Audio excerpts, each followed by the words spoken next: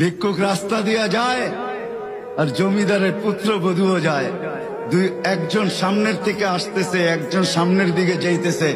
দুইজনের ক্রসিং এর সময় ভিক্ষুকের গায়ের কাদা জমিদারের পুত্রবধূর গায়ে লেগে গেছে।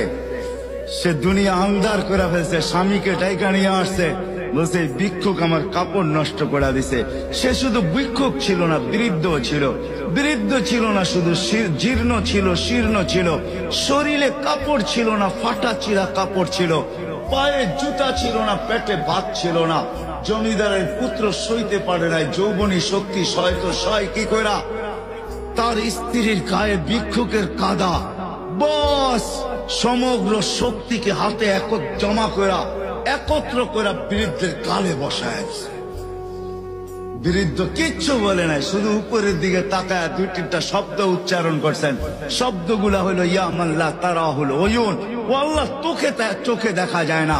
ও তারা কুল্লা শাই, তুই সব দেখিস। ফারা তারা মা বি, তুই কি দেখিস না আমার সাথে কি ঘটতেছে? এটা কি দেখিস না? বলতে দেরি যুবক, মরতে দেরি হয় নাই। জমিদার চলে আসছে, প্রতিশোধ নিবে। বৃদ্ধের একদিকে মুস্কি হাসি, একদিকে বলতেছে প্রেমের খেলা এমনই হয়।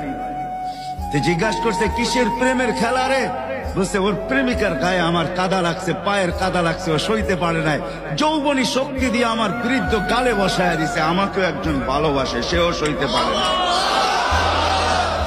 সেও সইতে পারে না। ও তো থাপ্পড় দিয়া খ্যান করছে, জান নিয়ে নিছে, জান।